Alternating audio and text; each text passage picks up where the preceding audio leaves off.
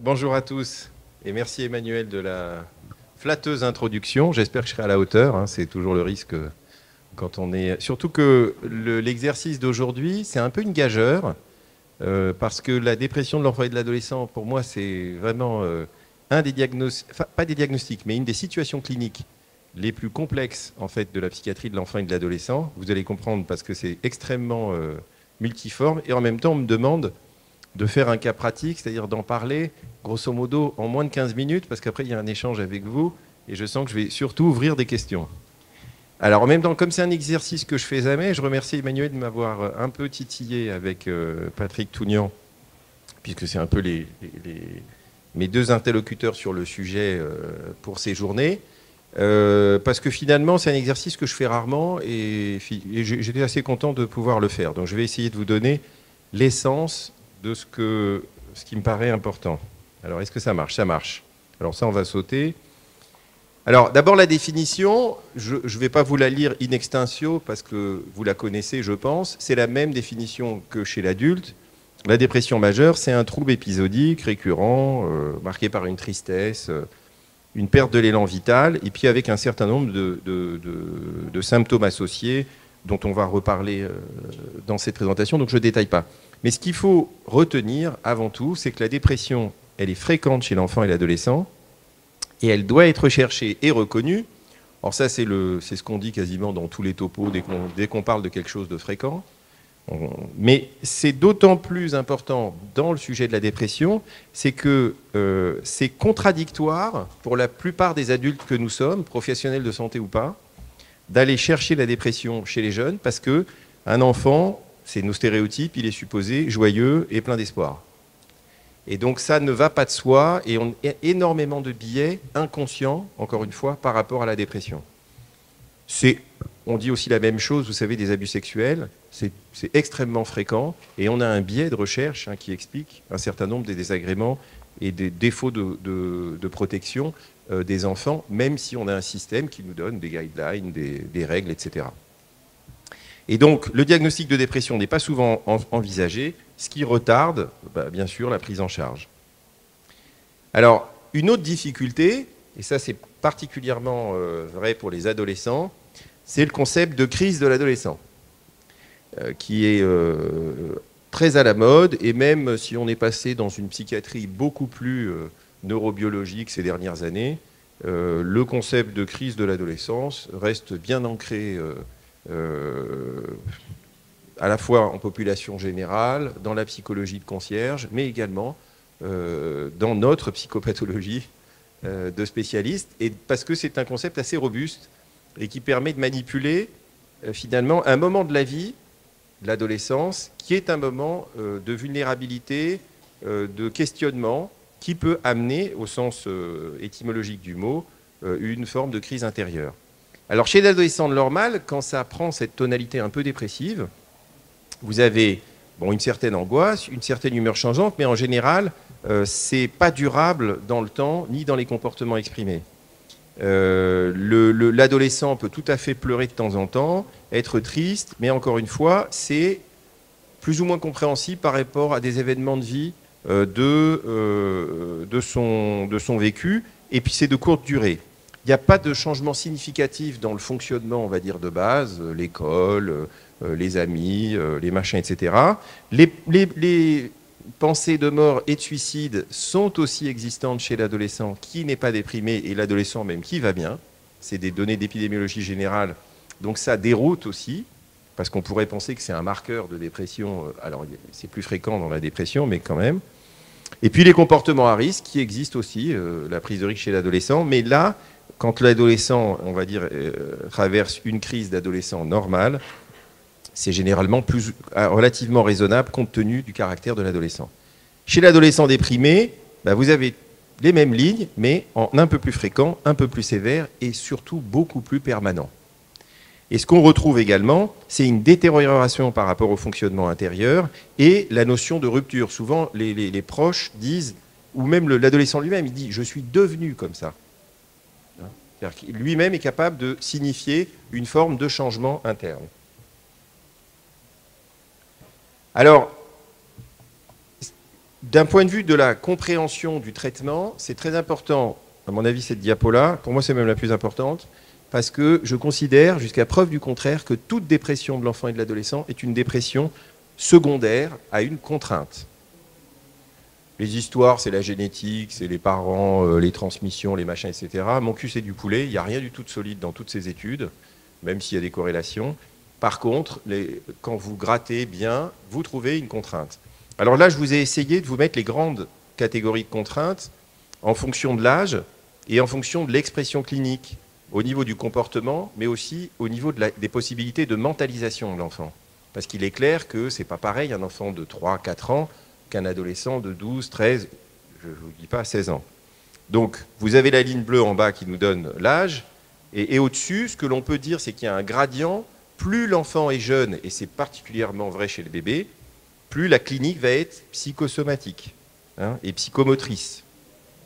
Donc chez le bébé, la dépression du nourrisson, c'est ce que vous voyez, vous, pédiatre, d'ailleurs, très très bien, c'est un impact sur la prise de poids, sur la vitalité tonique, etc., etc. Et puis, les symptômes plus mentalisés, je me sens coupable, responsable de tout, machin, etc., il faut quand même que l'enfant ait développé des capacités de mentalisation, un certain concept de ce que peut être la morale, même si dès la petite enfance, il y a déjà des prémices de morale, estime de soi, doute existentiel, tout ça, c'est des notions qui se développent avec le temps, mais qui infiltrent la clinique de la dépression. Alors, de manière négative, mésestime de soi, plutôt pessimisme dans l'avenir, etc. Et donc, plus on grandit, et plus finalement cette expression clinique va pouvoir se mentaliser avec le tableau finalement qu'on va après décrire chez l'adulte. Et puis la ligne rose que je vous ai mis en haut, avec les flèches jaunes, j'aime bien les couleurs, vous avez capté, c'est justement les contraintes. Donc chez le tout petit, c'est presque toujours des contextes de carence, alors tout type de carence possible, voire pour nous qui travaillons beaucoup dans les hôpitaux et qui avons connu les périodes où les hospitalisations étaient longues, etc., c'est le tableau d'hospitalisme d'une certaine manière. Et puis, chez l'enfant d'âge scolaire, c'est tout ce qui va concerner les contextes environnementaux, les facteurs sociaux et les apprentissages. C'est ça les contraintes qu'il faut aller rechercher. Et chez les ados, c'est les mêmes. Et puis c'est à cet âge-là qu'on voit parfois des formes où là on se dit il n'y a pas grand-chose à se mettre sous la dent. Et on est dans des tableaux, chez l'adolescent, de maladies psychiatriques évolutives qu'on confirmera avec l'évolution et l'âge adulte, mais qui sont minoritaires. C'est-à-dire des épisodes dépressifs marquant une maladie bipolaire chez l'adolescent, c'est beaucoup moins fréquent qu'une dépression de l'adolescent dans les contextes que je vous dis là. Alors, les contraintes. Deuxième niveau, je vous ai dit, on cherche une contrainte, et après, il faut bien se dire que les contraintes, elles sont internes ou externes. Dans la psychologie collective, on a plutôt tendance à penser qu'aux contraintes externes. Donc, facteurs sociaux, négligence, machin, etc. Mais il y a aussi des contraintes internes. Alors, je ne les ai pas classées en tant que contraintes internes et externes parce que c'est pas naturel, on va dire, avec des médecins qui ont des notions assez claires d'épidémiologie, de physiologie, etc. Parfois, je le fais autrement. Mais si on reste à des choses qui sont plus familières pour communauté de pédiatres, c'est d'abord des facteurs familiaux. Donc on retrouve maltraitance, abus sexuels, négligence, conflits parentaux, parents malades, en particulier quand ils ont des pathologies psychiatriques, mais c'est vrai aussi pour les parents malades avec des maladies sévères, chroniques, handicapantes, ce que vous connaissez, je pense, dans vos clientèles. Et ça, c'est une contrainte la plupart du temps externe. Au niveau social, ça peut être les enfants harcelés, les enfants placés, les enfants migrants, les enfants de minorités, surtout quand c'est des minorités qui sont socialement dévalorisées. C'est rarement les enfants de diplomates, par exemple. Les contextes de guerre. Donc tout ça, là encore, vous avez des aspects de contexte qui sont plutôt des contextes externes. Et puis, au plan psychologique, sachant que ce que je vous dis dans, on va dire, une catégorie, n'est pas exclusif des autres, c'est souvent intriqué. Donc au niveau psychologique, vous avez toutes les conséquences du trauma, du deuil. Alors loin s'en faut, tous les deuils n'évoluent pas vers une dépression. C'est naturel, là aussi, d'avoir un moment dépressif après un deuil, surtout si c'est un deuil de proche, mais il se trouve que les dépressions sont plus fréquentes quand un enfant a vécu un deuil d'un proche. La mésestime de lui chronique, ou la mésestime chronique, l'émotivité, les comorbidités psychiatriques, hein, parce que ça, à ce moment-là, ce sont des contraintes internes. Un enfant qui a un TDAH, un trouble obsessionnel compulsif, un trouble des apprentissages, et plus ça risque de développer une dépression, en particulier quand il a des difficultés à l'école, quand il a des difficultés avec sa famille, qui a du mal à tolérer ces difficultés, ou même quand les choses sont très intriquées avec des troubles oppositionnels, par exemple, eh bien ça favorise l'apparition de dépression qui, à chaque fois, aggrave le tableau. Et puis vous avez, on va dire, les facteurs d'état, dont on ne sait pas très bien comment les prévenir d'une certaine manière, qui sont plutôt les antécédents, donc antécédents parental de dépression, de troubles bipolaires dans la famille, d'abus de substances, donc ça c'est plutôt des corrélats. Alors il y a beaucoup de questions sur la puberté et l'adolescence chez la fille. Alors vous avez des hypothèses aussi bien hormonales, biologiques que sociales, puisque c'est à cet âge-là que les filles prennent conscience de cette discrimination sociale qui est absolument présente, quelles que soient nos velléités d'égalitarisme, de wokisme, de tout ce que vous voulez. Les biais de discrimination des femmes vis-à-vis des hommes, c'est tous les jours, vous les voyez dans les médias. Et ça, c'est quelque chose que les adolescents ressentent énormément. Les antécédents personnels de dépression, les pathologies organiques chroniques, donc ça, vous le savez en tant que pédiatre, vous en voyez beaucoup plus que moi, et bien sûr, toutes les situations de handicap. Alors la liste, elle est limitative, parce que c'est un peu le catalogue à la Prévert, j'ai mis les principaux. Alors un mot quand même du suicide, qui est quand même le risque majeur. Il est corrélé au nombre de tentatives de suicide antérieures. Et c'est vraiment quelque chose auquel il faut être attentif, d'autant plus que plus il y a de tentatives de suicide, plus le risque de létalité est important. Alors les facteurs de risque de suicidalité dans le contexte de la dépression, parce que vous avez des facteurs de risque de suicide beaucoup plus globaux, où là, la dépression peut apparaître aussi dans un diagnostic psychiatrique, c'est les abus de toxiques, c'est les médicaments psychotropes, en particulier contre l'insomnie et l'irritabilité. Alors sur les médicaments psychotropes, c'est particulièrement vrai en France, où vous savez, on est un pays qui prescrivons énormément de psychotropes aux adolescents. Donc ça, c'est un indice assez... et des fois, c'est des psychotropes pris dans la pharmacie familiale, pas forcément prescrits par un docteur pour l'adolescent, mais prescrits dans la famille, et l'adolescent le récupère au passage. Problèmes de santé, fatigue, troubles du sommeil, troubles du comportement, tous les problèmes scolaires, refus scolaires, phobie scolaire, etc. L'anxiété, la gravité de la dépression, la gravité de l'anxiété, et puis bien sûr les dépressions avec caractéristiques psychotiques. Bon, ça c'est, on va dire, une rareté. Et puis tous les contextes où se rajoute du rejet et du harcèlement. Les dysfonctionnements familiaux, et puis la pauvreté. Ça ressort dans quasiment toutes les études partout dans le monde. Alors, qu'est-ce qu'on fait dans ces cas-là? J'ai encore 3 diapos, je suis dans les temps, cher ami.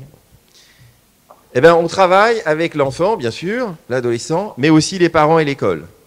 Le travail en psychiatrie de l'enfant et de l'adolescent, il est consubstantiel de la famille et du contexte social. Et c'est d'autant plus vrai pour la dépression, pour les raisons que je viens de vous évoquer. Et cette diapo, je l'utilise pour la dépression, pour plein d'autres choses, parce que je trouve qu'elle est assez synthétique d'une forme de vérité. Alors, ce que j'ai essayé de faire, ah oui, je crois que c'est mieux pour vous en grand. Là, vous avez le monde interne de l'enfant. Là, vous avez le monde externe. Vous avez ce que j'appelle le cercle virtueux de la confiance intérieure.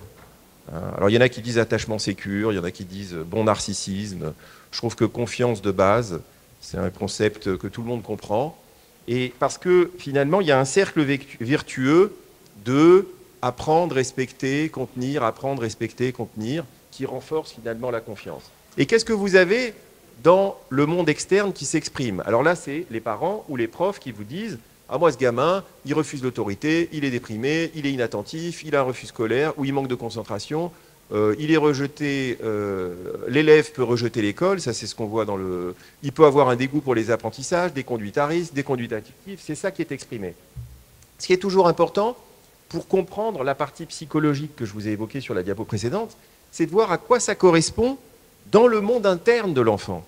Est-ce que c'est une peur de l'abandon? Est-ce que c'est une mésestime de lui? Est-ce que c'est une faible confiance en lui? Est-ce que c'est le sentiment de ne pas être respecté? Est-ce que c'est une espèce de sentiment de persécution diffus vis-à-vis de l'école, voire vis-à-vis du monde des adultes? On rencontre ça chez les enfants placés, ils n'ont confiance en personne.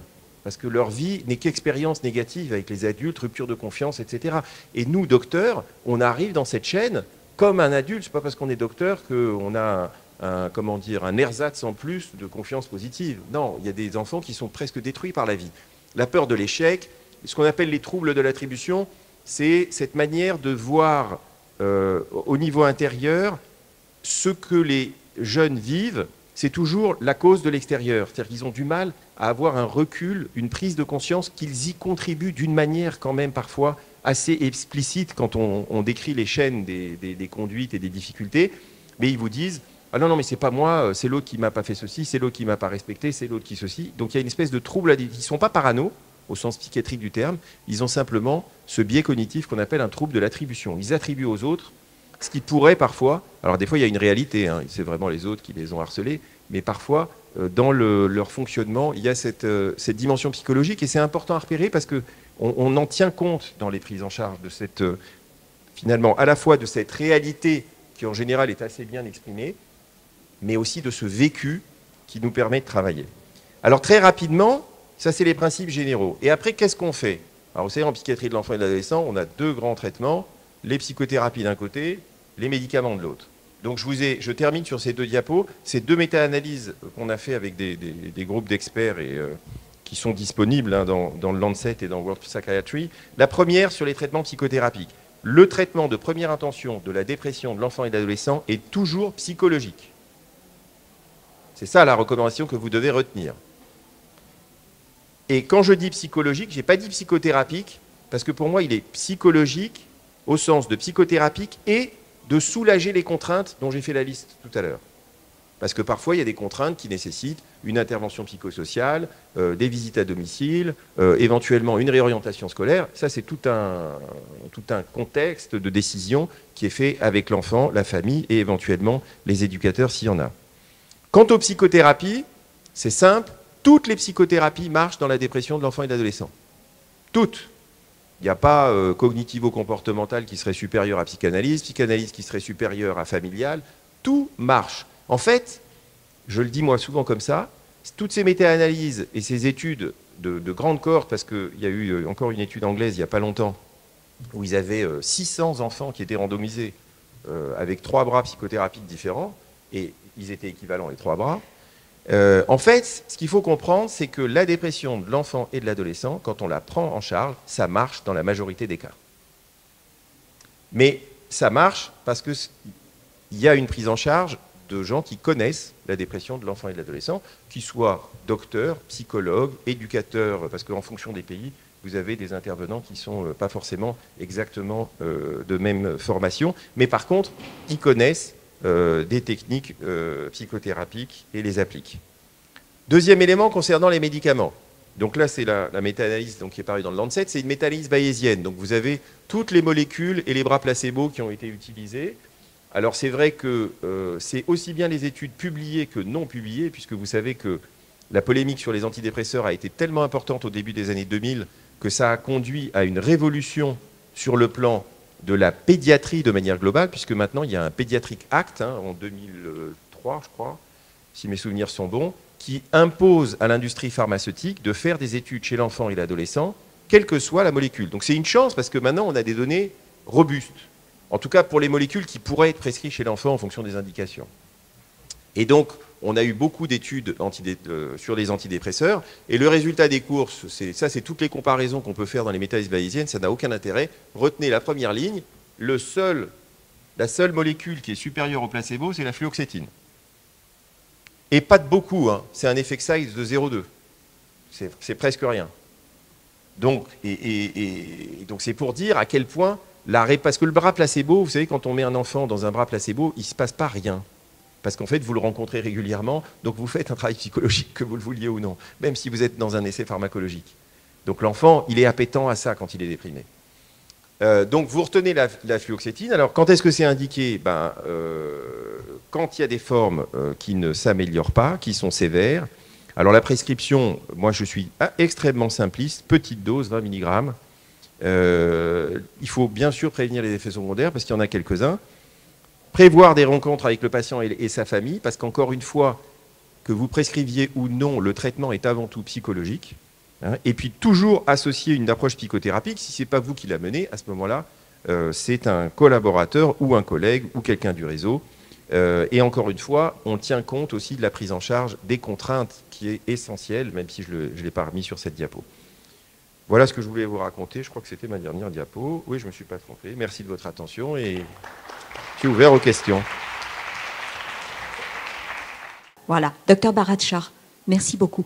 Est-ce que vous pensez, je voulais vous demander si vous pensiez que la crise environnementale qu'on vit collectivement, les conséquences de cette crise environnementale impactent les enfants et les adolescents, ou est-ce que ça commence plus tard? Pour moi, ça les impacte, mais si vous pensez que ça les impacte, qu'est-ce qu'on peut y faire?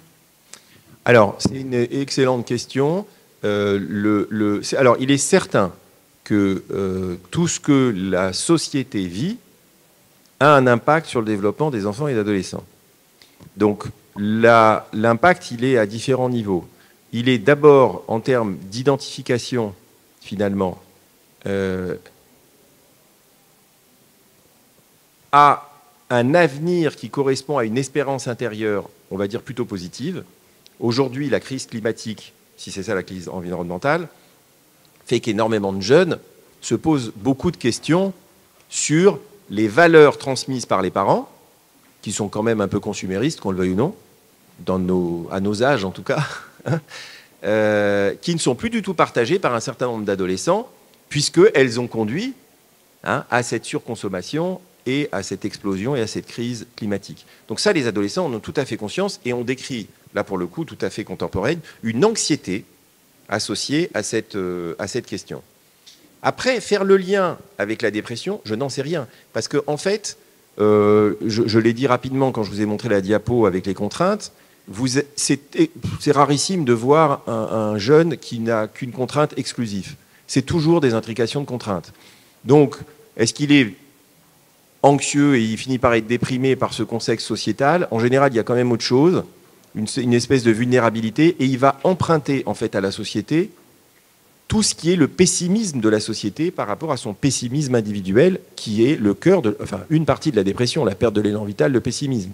Donc il va vous emprunter ça, il va vous emprunter aussi les conditions de vie, la vie chère, le racisme, qui est un biais en fait, qui est inhérent à l'humain.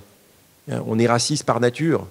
C'est extrêmement difficile d'entendre ça, parce qu'on est dans une culture où on lutte contre le racisme, donc on doit être au-dessus de ça. Mais en fait, il y a tellement de biais, c'est comme la discrimination des femmes par rapport aux hommes, c'est vraiment des stéréotypes sociétaux qui sont tellement puissants. Donc nous, on a un groupe d'affiliation. Alors moi, c'est les Juifs d'Afrique du Nord, je pourrais dire les Juifs un peu plus larges, les Français éduqués, voilà, ça c'est mon groupe d'affiliation naturel. Après, je fréquente tout le monde, mais intérieurement, je dois avoir des moments de biais parce que je suis humain. Le problème que l'on a, c'est que parfois, on oublie de penser le collectif comme un facteur de biais intérieur. C'est ça qui est difficile. On arrive à avoir un dialogue avec soi-même quand on reconnaît aussi ses failles. Parce que tout le monde en a.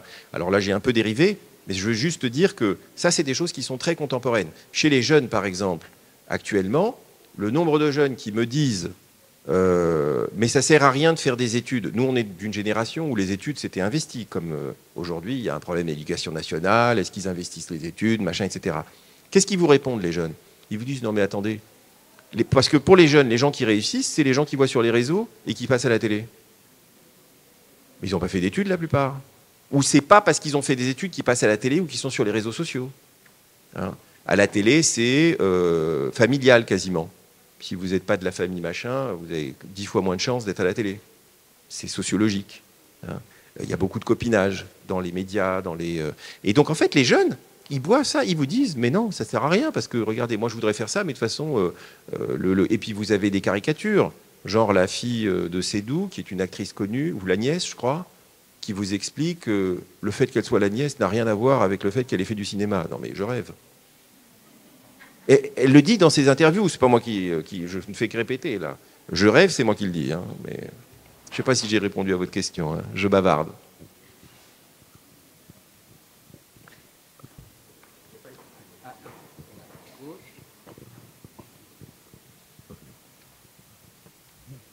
gentil. Bonjour, moi j'avais une petite question par rapport aux psychothérapies, à l'équivalence des psychothérapies. Vous avez dit que psychanalyse égale TCC égale à peu près tout. Moi, en tant qu'interne, pour avoir assisté à des séances de psychothérapie, c'est vrai que parfois j'étais un peu douteuse de la qualité de la prise en charge psychologique, parce que je ne vois pas trop en quoi certaines psychothérapies font avancer l'enfant plus que d'autres, alors que les TCC, pour le coup, je trouvais que c'était assez intéressant. Je voulais avoir votre retour là-dessus.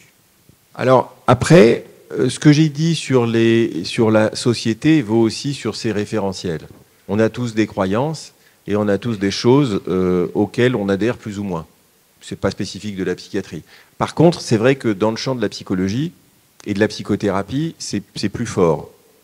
Moi, je suis extrêmement simple. Là, pour le coup, on va aller sur le evidence-based. Cette mode de la supériorité des TCC dans la dépression, c'est venu essentiellement d'études adultes qui ont été américaines, qui ont été après reproduites dans une étude du NIH chez l'enfant et l'adolescent déprimé. Bon, très bien, c'était la première grande étude avec 400 sujets inclus qui permettait finalement de faire de l'evidence-based medicine avec un traitement psychothérapique dans la dépression. Sauf qu'en parallèle, dans l'étude adulte, c'était très intéressant parce qu'ils avaient filmé les vidéos des patients et ils avaient montré les vidéos à des gens indépendants pour coter les interventions des psychothérapeutes. Parce qu'on dit, on fait de la TCC, on fait de la psychanalyse, on fait du machin, mais ça c'est le gars qui dit qu'il est référencé comme ça, mais dans la vraie vie de la psychothérapie, on s'adapte avec le patient aussi, hein, on fait de la cuisine comme on dit. Donc les vidéos ont été montrées de manière indépendante pour vérifier ce que faisaient les psychothérapeutes. Donc il y avait des gens qui étaient formés, qui cotaient le type d'intervention. Et vous aviez grosso modo 3 types d'interventions sur l'histoire biographique, cognitive, puisque c'était des thérapies cognitives, et puis dans l'ici et maintenant, c'était un peu le soutien, ça va aller mieux la semaine prochaine, vous verrez, vous voyez, des choses un peu comme ça. Bon. Ils s'attendaient dans cette étude à ce que les interventions cognitives soient celles qui prédisent l'amélioration. Ben, manque de peau, c'était les 2 autres. Donc ça leur a posé beaucoup de questions. Ça, c'est dans le champ de l'adulte. Puis après, dans le champ de l'enfant, les Anglais qui savent faire des grosses études de quasiment populationnelles ou de cohortes, quand ils ont vu arriver les guidelines américains où c'est TCC à tout va, ils ont dit « Ouh là là, qu'est-ce que c'est encore que cette mode américaine ?» Donc ils ont fait un grand essai randomisé où ils ont mis les adolescents sous TCC et sur traitement as usual. En Angleterre, ils ont une prise en charge de la dépression qui est très communautaire. Hein, ils disent, je suis un peu long. Ouais. Bon, en fait, croyez-moi, tout est égal. Dans la dépression. Hein. Excusez. Merci beaucoup, David.